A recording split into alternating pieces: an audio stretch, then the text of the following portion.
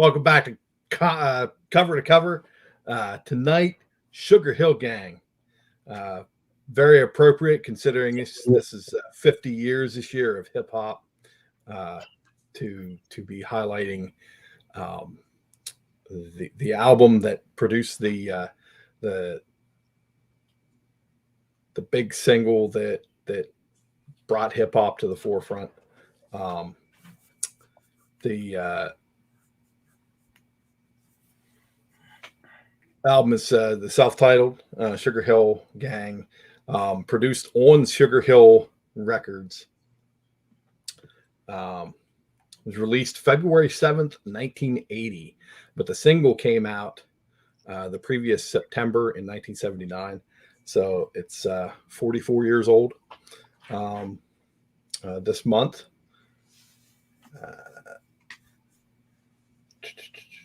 It was produced by Sylvia Robinson, who is known in R&B production, and she was also a recording artist herself. She had a single called "Love Is Strange" and a solo record, "Pillow Talk," in 1973. Which she went on to produce Sugar Hill Gang, The Message by Grandmaster Flash. So she has some cred within the hip hop community. This was technically not the first song to hit record. It was beat by a brief amount of time to release by another. I gotta find there it is. Now, was this before Blondie's Rapture? Right around the same time, and Blondie had some influence on it as well. Matter of fact, if I'm not mistaken, I thought I heard a Blondie name drop in this album. Yes. There was some connection with Blondie and the band Chic.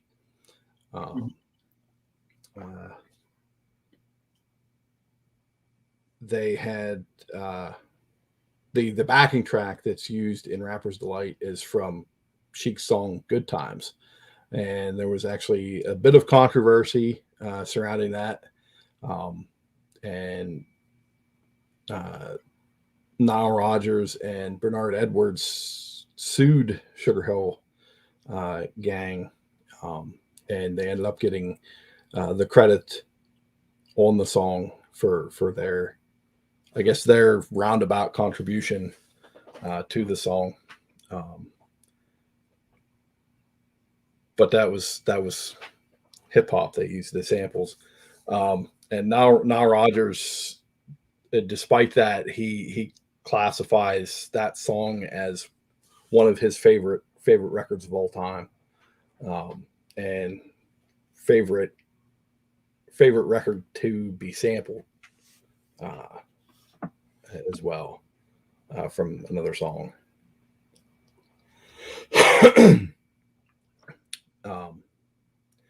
But Debbie Harry and Nile Rodgers had gone to a hip hop event, and at this hip hop event they had played, and the members of Sugar Hill Gang were on stage and basically rapped over them playing. So the song was coming together. It was just the fact that Chic hadn't gotten the credit that they should have gotten, considering it was their music.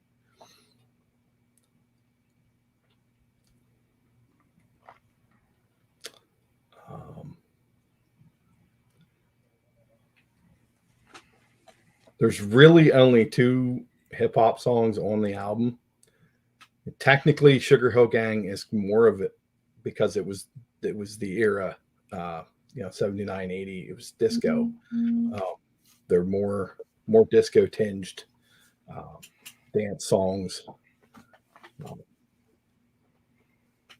And yeah, I read that because they didn't think that a full hip hop album would be right. successful, I guess. And I guess in other words. Boy, were they wrong. Yeah. Yeah, the Because the I would like song, to have heard 4 more hip hop songs, rather than the disco. The disco stuff doesn't really age too well. What the hell No. are you talking about, bro? Man, What are I you mean, talking about, bro? disco, but disco. Jim, Studio 54 is gone. you and I say that it sucks, but at the time that At was the time it was hot. Yeah, that was the music. And hip hop was just brand new. It was I don't want to say it was brand new. It had been, in the streets for several years, but as far as making it mainstream, it was like record companies there's certain things that record companies aren't willing to take a chance on. right. And to them, And hip hop, it's understandable, yeah, because that's literally a leap of faith making an album. It wasn't terrible, the disco soul songs on here. They weren't terrible songs. They had a hook to them and stuff like that. They were good. Just wasn't as good as the hip hop, right? All right. Or am I right? It was just disco kind of, it had its time, and then hip hop. This was the beginning of hip hop, So they intermingled a little bit, and then they got all the hooks and all the yeah, baby. I understand taking the baby steps into the But dude, what a great freaking song, to start it, right? Yeah. All-time classic, man. And it's still good. Still good. And they still play it on the radio, and it's fantastic. And it's a work of art, man. Yeah. Yeah, I was before the show, I was looking at various videos, and they had done the song at an anniversary event for 53 years or 50th anniversary of hip hop, and it was Master G on the mic, and Big Bag Hank is no longer with us, sadly. And Wonder Mike he essentially retired. He had left the band several years ago, but they acknowledged everything and everybody that's been with the group. And they went through the motions of the song, and it still holds up 44 years later. Did they do the whole 14-minute song, the version? Or did they do the radio version, like the 5 minutes? I didn't get to finish the whole video, but I'm sure it was pretty extended play. There's like, sorry. No, go ahead. There's like I'm pretty sure it's a 3 or 4 minute version of the song. There's an 8-minute version. Then there's like a 14 or 16-minute version, which might be too much, but not when you're listening to it though. It just flows. Yeah. But it's night and day from the rap, the music that's coming out now. it's right compared to the rap music that was coming out 10 years after this came out. Right? Like by the 90s, this was, completely different. Mm-hmm. This was old school by the 90s. Yeah. It was old school by 85. Yeah. It evolved so fast, right? Yeah. It's crazy. Yeah, because by 85 you had guys coming out. NWA was starting to come onto the scene, and KRS-One was around for a bit. Public Enemy and all that. Yeah, Public Enemy. So it was getting deeper, and the rhymes were getting sharper. Yeah, it wasn't about going over to your friend's house to eat.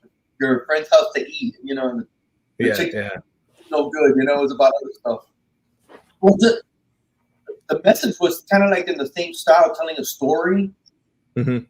but it was already the topics, the themes were getting more serious. yeah, yeah. Um,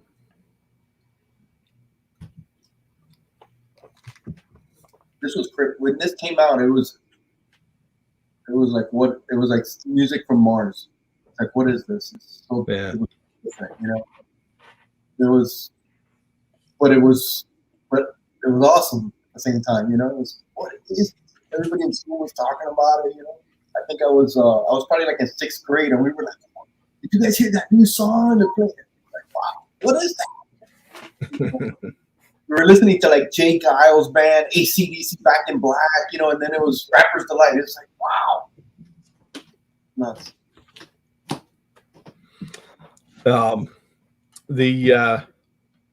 The single itself was a top 40 hit. It made it to number 36 on the Hot 100, number 4 on the R&B charts, which sounds a little funny today, but as we said, hip hop was a new thing, so it was like there was no hip hop charts. Okay, where are they gonna throw it? I looked this up right now because I wanted to talk about it, and I was like, man, this song only made it to 36. I was like, wow, okay, what were the top 10 songs? So I just looked up the top 10 songs. I don't know if it was the same week, but the one I brought up, it says that it was number 37, right? This was the top 10 at that time, and I'm gonna go back from 10 to 1, and tell me which song is either. There's some big. Let me just go through it. The number 10 was by Cliff Richard, and it's called "We Don't Talk Anymore." Number 9 was "Ladies' Night" by Kool and the Gang. Number 8 was Kenny Rogers' "Coward of the County." Number 7 was the Commodores with "Still." Number 6 was Styx with "Babe." Number 5 was Captain and Tennille, "Do That to Me One More Time." Number 4 was Stevie Wonder, "Send One Your Love." Number 3 was Michael Jackson, "Rock With You." Number 2 was Rupert Holmes with the "Escape the Pina Colada" song. And number 1 was one that I know Jim holds dear to his heart. It was "Please Don't Go" by KC and the Sunshine Band from Hialeah, Florida.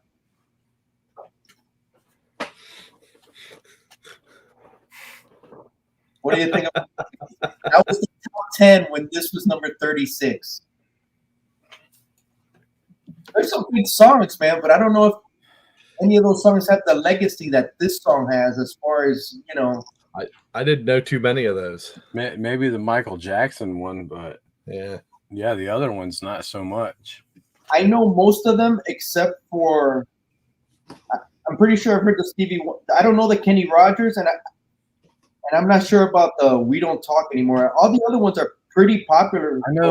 I know the Kenny Rogers one, but it ain't as good as this song, the Sugar Hill Gang. I don't think any of these songs are as good as that one. but at the same time, with it being so new and different, that it probably wasn't getting as much radio play as maybe it could have or should have. Technically, it's underground, so yeah, I'd say 36 that's Is pretty freaking stellar performance for an underground song. It probably is. You're probably right. With no internet or anything like that, it was all kind of word of mouth through the radio. So I think other things that might have done that. It's legendary. It is legendary. None of those other songs, except maybe Michael Jackson "Rock with You," but that's not even his, most popular. That's a great song, but it's not his. It's not Billie Jean, you know. I don't know. I just wanted to look at. I just looked it up now. I just Yeah. I was interested in that.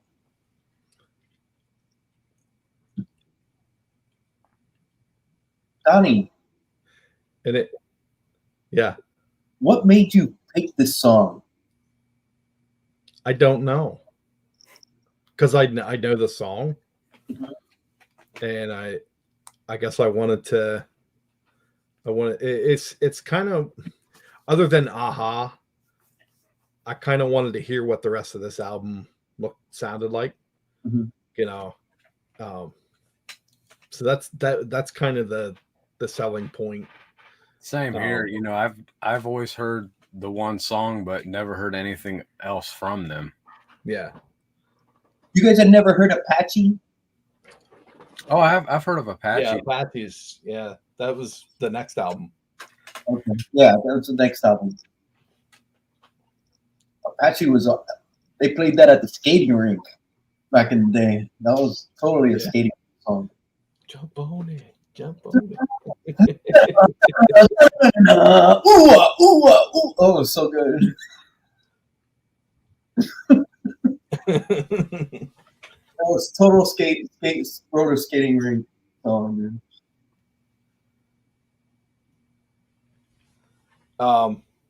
There really wasn't a whole lot on Wikipedia on this album. No, there's more on the individual song Rapper's Delight than there is. There's I read down through. That's where I found out about the lawsuit from Nile Rodgers and I believe it's is it the drummer? I can't remember.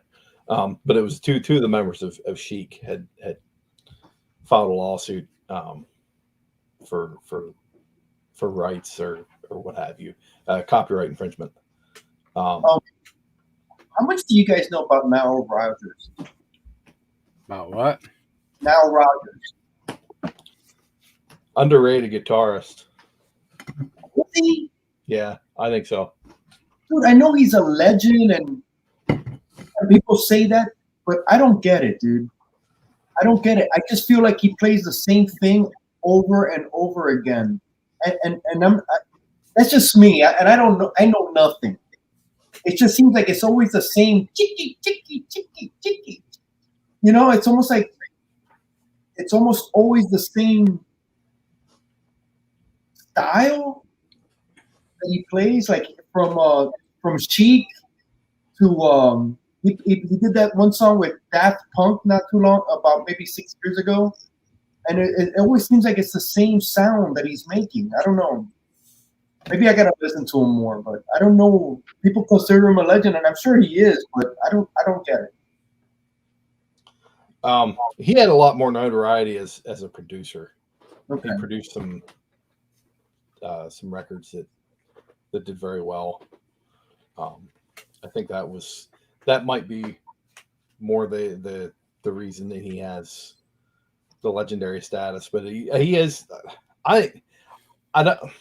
I don't want to say underrated guitarist. I think he's a good guitarist.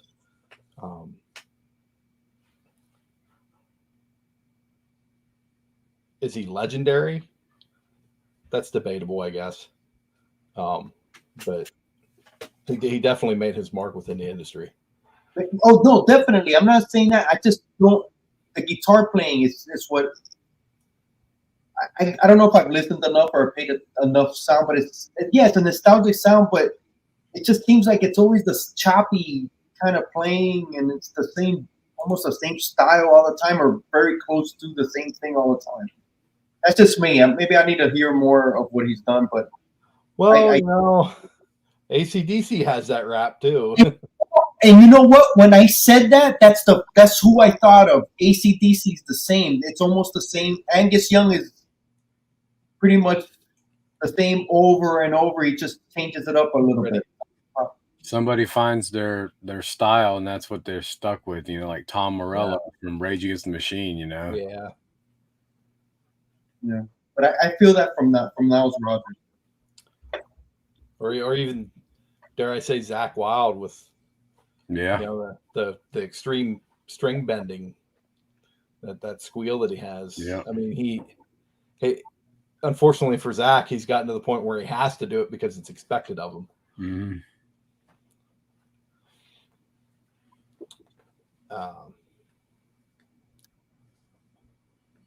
Only six songs on the album. Again, 2 of them, Rapper's Reprise and Rapper's Delight, were the only 2 actual hip hop songs. But there's plenty of meat in Rapper's Delight on its own, and that would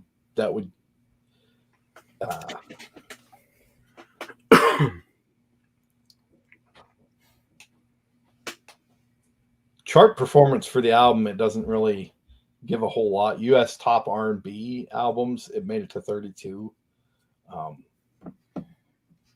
But that's the only, I couldn't really see any like Hot 100 type, like Billboard. And none of their other songs starting. were singles, correct? No, that was the only. Actually, which is surprising. I figured maybe one of the disco ones would, because like I said, they weren't bad. Rapper's Delight was the lead, and then they released 3 other ones after the fact. The Rapper's Reprise, Hot Summer Day, which I don't believe is on the album. That was a standalone. And then Here I Am, which is the lead track from the album, which is a disco type. It's more of it's a slower song.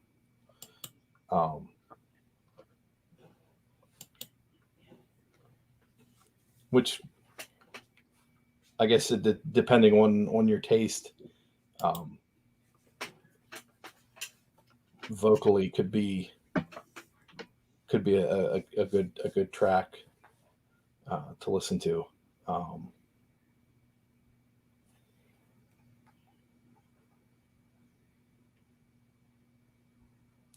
And they were all the shortest song. That was Here I Am is the shortest song on the album.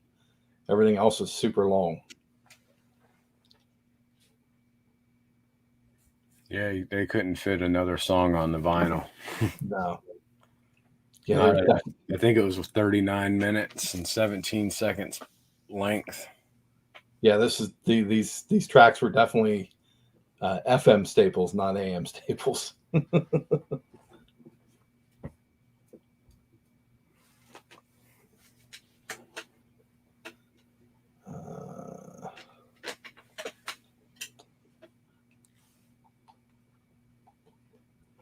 You didn't really hear from them after the fact, you know. It's like they kind of helped pave the way, but then, you know, before you know it, they were kind of like gone out of the scene. Like you didn't hear nothing about them. Like they didn't try to.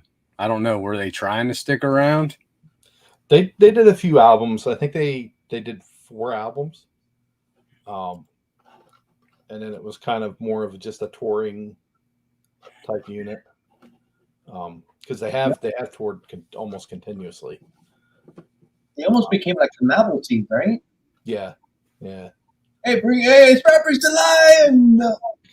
I almost have a feeling they probably just couldn't keep up how much hip hop was evolving. Yeah.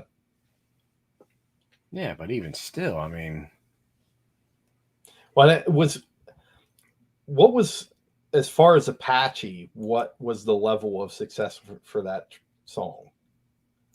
Because I don't know that it got attention until it was on Fresh Prince. I didn't even know it was on Fresh Prince. It was played here on the radio down here, and we would hear it at parties, at the skating rink. But you know, nationally and all that, I don't know. But here it was, because here it was also what was coming up was freestyle. Right after this, started freestyle, and then they went into the booty music with the Two Live Crew and all that. So they would play that kind of music here a lot, a ton. I don't know about everywhere else. Okay, and Apache was actually a cover. Really? Yeah, because there's a whole raft of other artists that did it. It was originally an instrumental, and then it was spun out of that. The Shadows. And it was in the same. It was the same, or did they? Well, I don't know if you'll know. Did they add to it? Did they change it, or was it kind of like samples of the original one, and then they made it their own? You know, you don't know. Says they covered the Incredible Bongo Band's version of the song on its second album. This version peaked at number 53 on the Hot 100. So it had some moderate success. When did that come out? 81. 81.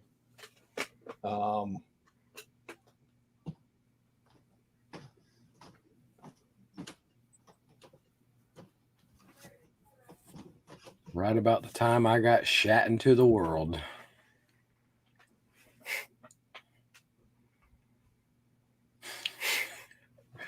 I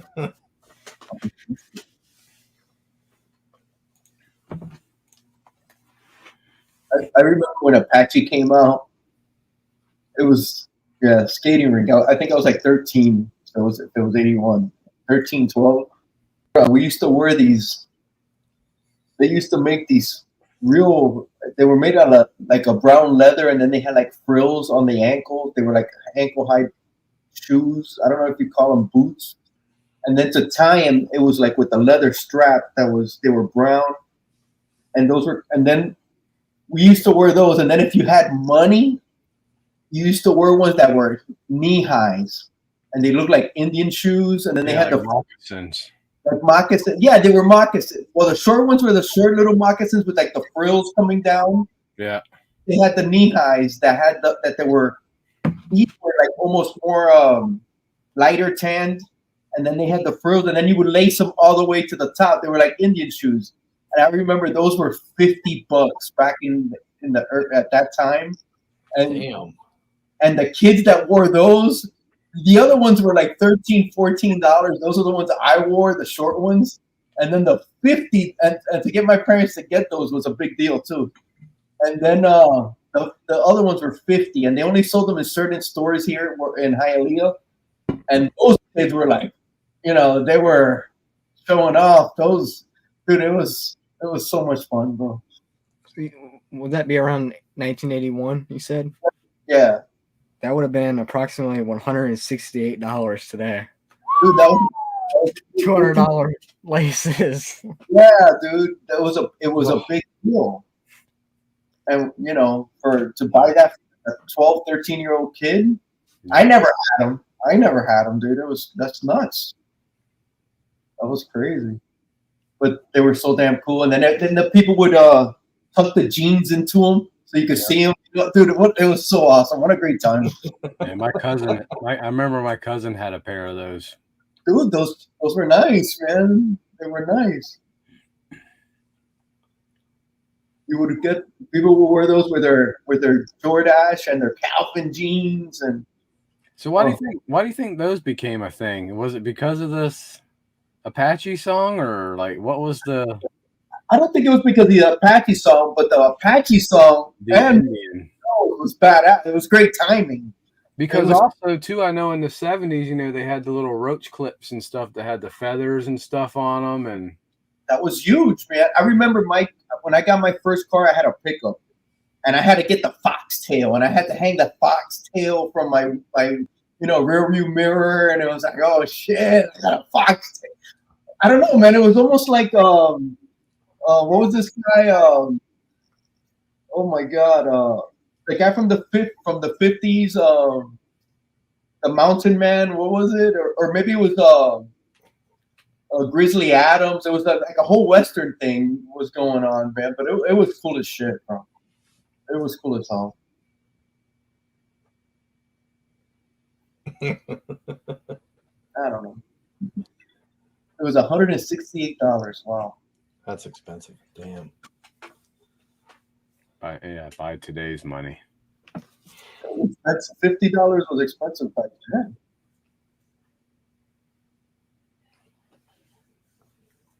I don't think there was any style from Sugar Hill Gang, though. Except maybe, people would start talking about mothers cooking, How's your mom cook? Picking things like wood. Yeah. Those were like insults. Those were all insults, bro. That's one of my favorite lines in that song. And the chicken tastes like wood. I love that. That and Hotel Motel, Holiday Inn. Yeah, dude. No. Yeah. County fairs. No, Brooke Shields was Calvin. Nothing comes between me and my Calvins. Yeah. You know what comes between me? Nothing. Yeah, Roach Clips. DoorDash. You know what's the line I like? I like Baba Bubba, but we're still friends. That's the line that I always like in that song. Yeah. You're all like hey, your mom. I know my mom. But it's Baba Bubba, but we're still friends.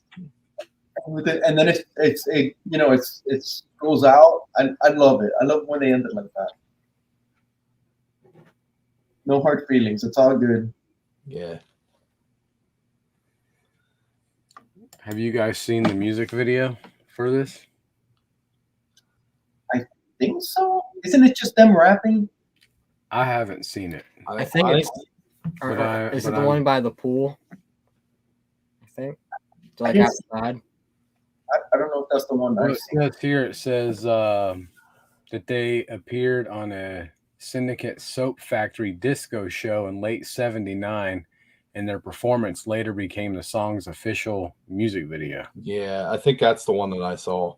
Alternate music videos exist well. It's like One a live appears album. to have been recorded by Dutch Broadcasting Company at a hotel pool in early 1980. That's the one I'm thinking of.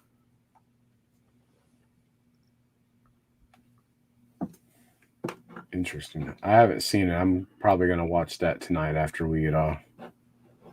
Yeah, I think I remember. I don't remember the pool part, but I just remember them being, just performing. Yeah. As far as sales, so the sale sold 1.3 million in the United States. Pretty good. That's gold, isn't it? 5 million. Mm-hmm. 5 million worldwide. It's a lot of records. Yeah. You know what would have been a cool video? Them performing and rerun dancing on the stage. Right? Rerun from What's Happening dancing. Yeah. That shit would have been awesome, dude. They should have worked something out with that. Yeah, that would have been great.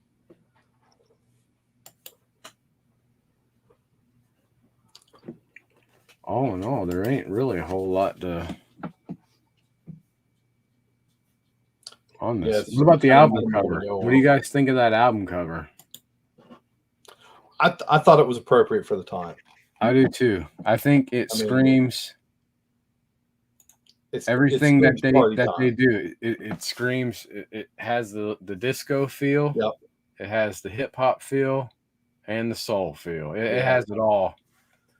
The font and the colorfulness of the font, everything. It's just, we're out here to party and have a good time. Yep. You got like the Dance. lights that are in the background in the black, Yeah. kind of like a disco. And then everyone's red and having a great time, like hip hop, and This is a total party song, right? Something you party. I don't Yeah, know man. about. plus they got the streamers and stuff all in the top right hand corner. and Yeah. stuff. Like a New Party Year's Eve streamer. party. That's the reason I thought all the songs are so long. So Because you can go to a party and just let them play and Yeah. yeah, dance to it. It's that long. You know, and there's been other albums we've done, I think, are the same way. You know, they're party songs where you just put them on and they're long. Yeah, like the album we did before. Which one? which one did we do before? You already forgot? Yeah, yes, I forgot. I just I remembered. forgot too. Men in Black, just erase your memory. Just the last album. Yes, yes. I remembered for a split second, and then I forgot. Yeah, I think maybe the B-52s is a good party album. We've done a few party albums. Donnie picked.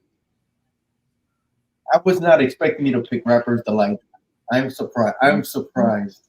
So I like it. Every time I hear it, I just jam to it. From that opening roll to hip hop, hibbity hip hop. You don't stop. I mean, Rocking to the bang bang boogie to be. that's right. You can't go wrong with that song. It brings a smile to your face, right? And you turn it up and you just freaking start. And you don't even have to be singing. You catch yourself jamming to it.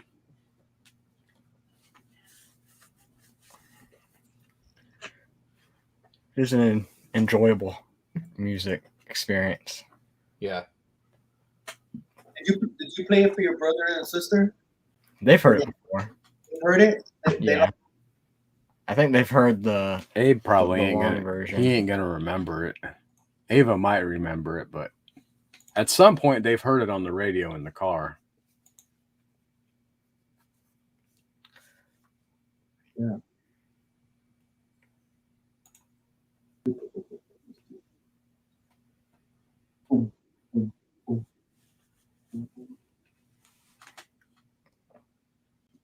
All right.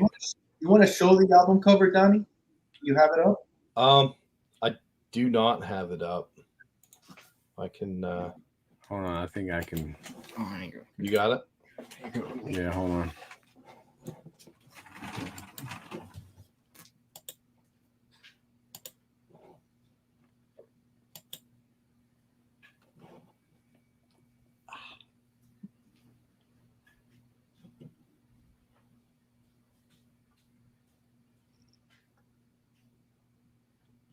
Yeah, here it is.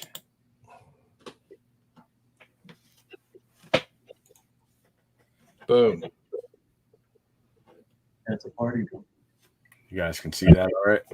Yeah.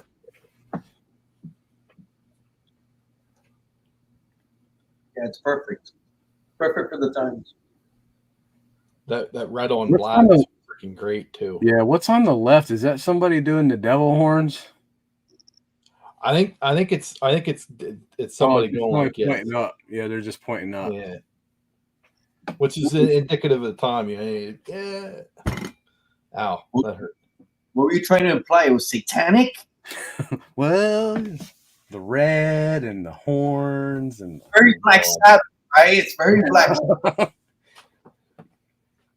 that was Batman on the side in red, checking out the party. The devil bat. Where are they? You know what, dude? You brought it up. It looks underground. You Yeah, know? Yeah. it Well, definitely and does. Sugar Hill Records was an underground record company too, weren't they? Did you mention where they got their name?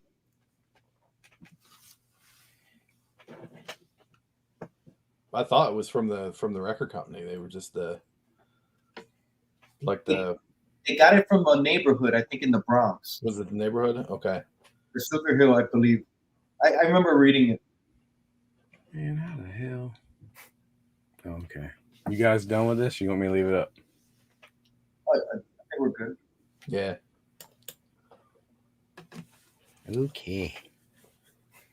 Cool cover. I like it. Great song, timeless. just kind of wish they stuck around a little longer. It's almost like how I say it, they blew their wad. Yeah. Luther Wad.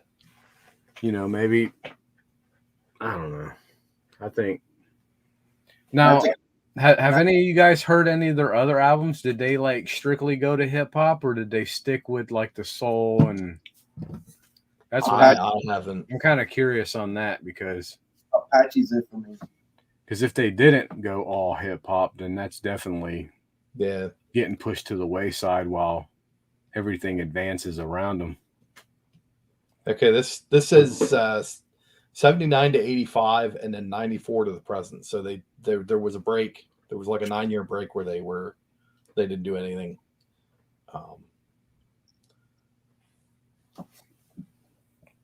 This was definitely their claim to fame. Yeah.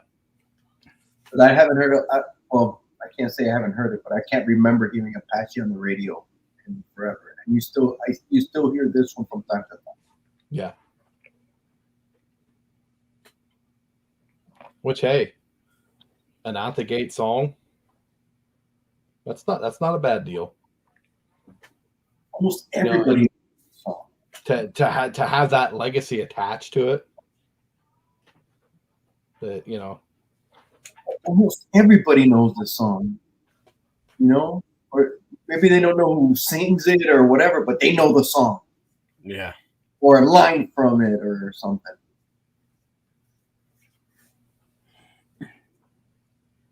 Yeah, the first few lines of the song, a lot of people know. Yeah. Who was that covered it? Was that Redman? I don't know. I wouldn't even attempt to cover it. It was somebody with the Wu-Tang Clan. I can't remember who it was.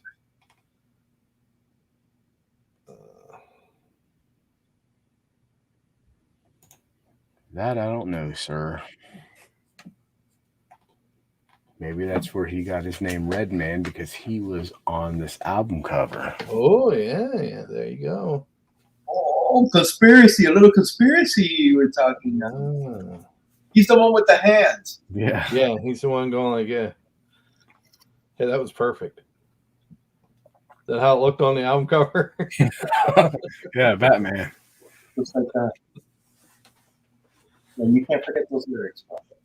Can't forget them. That's right. Not all 14 minutes and 30 something seconds worth.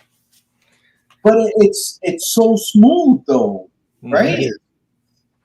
It's so smooth and it flows so good. You can't. If you don't know it, you can't. You can't remember. If you don't have a memory, you could sing along with it, pretty much. It's just. It's almost like rap 101. You gotta listen to this, and then you start from here. Almost. Legendary.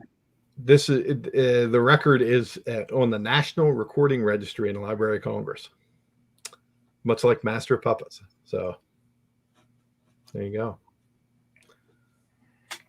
It's quintessential.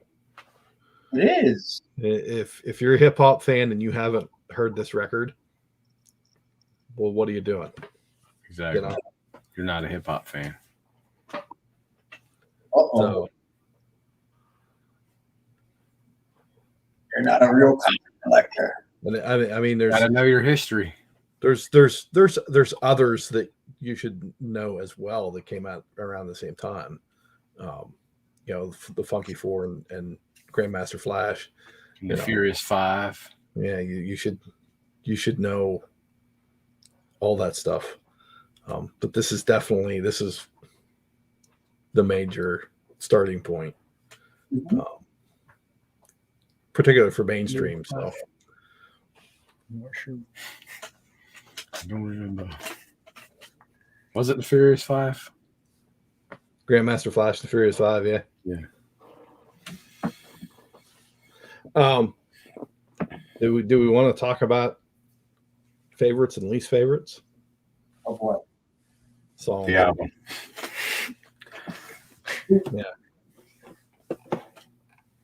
Sure.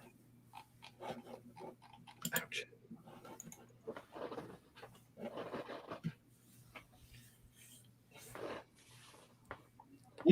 To me, on this one, the songs really don't matter.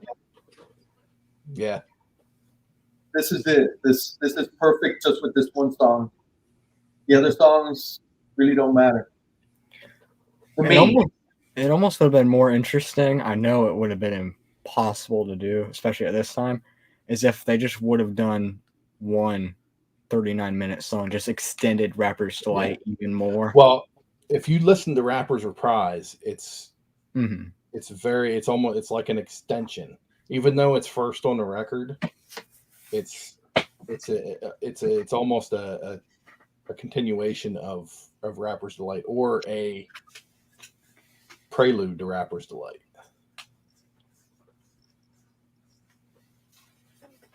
And that's a 7-minute song, so I think they could also they got away if they just would have put this on a 45 and had Rapper's Delight and Rapper's Reprise on. oh yeah, side, you know, and like an EP, even yeah, an EP. and call it a day. Could have done a 10 instead of a 12. Because I guarantee you they'd still be in the same position they are right now. Then you know, Because I think I can't remember if it was Sugar Hill Groove or Passion Play, sort of had a hip hop feel to it as well. So even those three, I didn't listen to it enough to get familiar with all of the songs. I do know Here I Am was like, that's straight up opening, you know, disco type Yeah. soul. dance music, yeah. Yeah. Which that one wasn't that bad. I don't remember Bad News. Was that a slow song also, or a disco song? See, that one doesn't stand out to me. I would say yes. I could manage Here I Am, but the other slow song I didn't really get into that much. Yeah. So that whatever one that one is, that was probably my least favorite. And then Rapper's Delight, my favorite. Yeah. I honestly thought when I first turned it on that the whole thing was going to be like Here I Am, and then Rapper's Delight at the end. Rapper's Delight, yeah. The different. Thankfully, it was. Yeah, I didn't know what to expect either. The first time I heard it, I was like, because I knew that they were technically considered kind of disco at the time, but they had released a hip hop song. So I kind of had a feeling that there was going to be a mix, but I was like, okay, I can handle this. I mean, it's not the Commodores or anything like that, but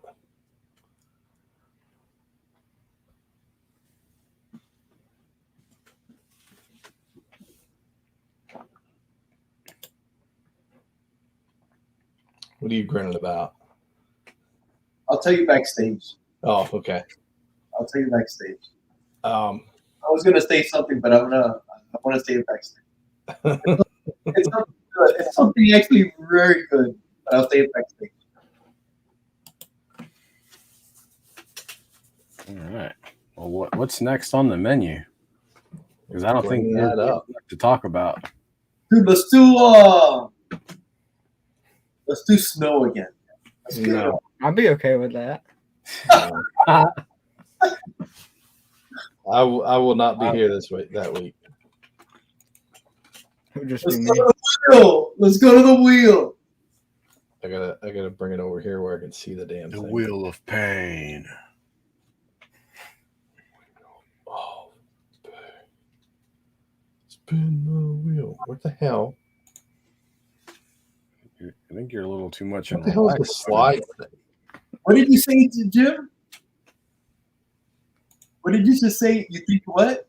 I think he's a little too much in relax mode. I think I am. Backstage, bro. It's okay. You said it, so I'm gonna say it. Johnny, I don't think I've ever seen you this relaxed, bro, and I love it, bro. I'm not trying to. I'm just trying to hide that pinched nerve. Dude, you're like with your hands like this. I go, Your dude, feet up. Donnie's not stressed. He's just chilling. He's enjoying tonight. I love. That's what I was smiling because it made me happy. I was like, dude, look at him. He's just chilling, man. It's awesome. I'll be stressed at work. Okay, and bro, but you're not at work right now, and it's awesome to see that you're just chilling. I love it. All right, so we got 6 albums left. We got House of Pain, Devo, Porno for Pyros, Luscious Jackson, Rob Basin, DJ Easy Rock, and Brownsville Station. Ooh, I wonder where we're going to go. That's a nice mix of different music right there. Brownsville Station. All right. So for those of you unfamiliar with Brownsville Station, they did Smoking in the Boys Room, which is later covered by Motley Crue.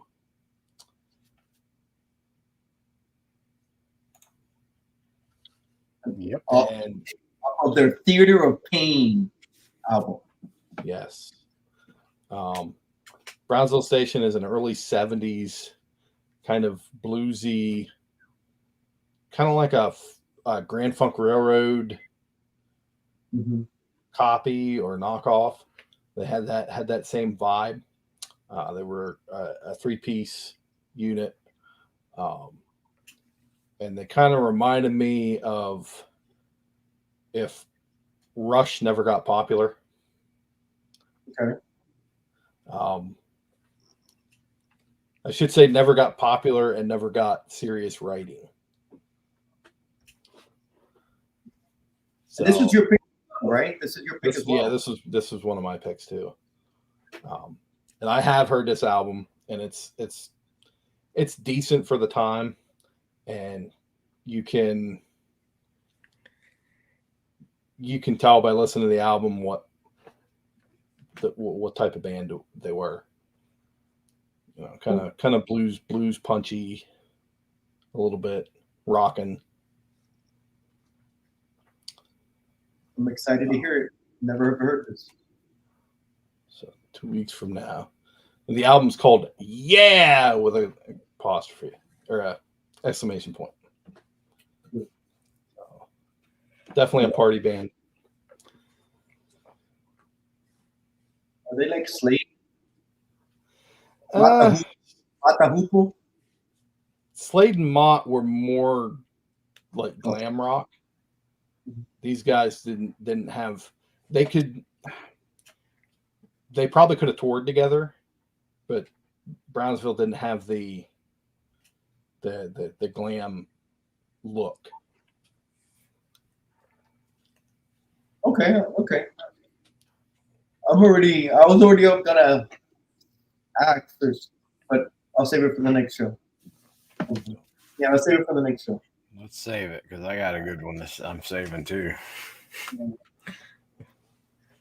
I got comments on this one already, and I haven't even heard the album, and I already want to make a comment about it. So yeah, we'll save it.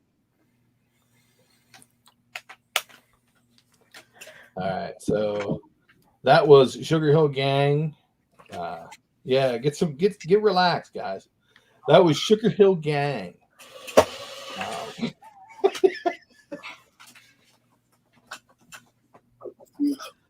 I'm tired. Anyway, that was Sugar Hill Gang, self-titled, Rapper's Delight.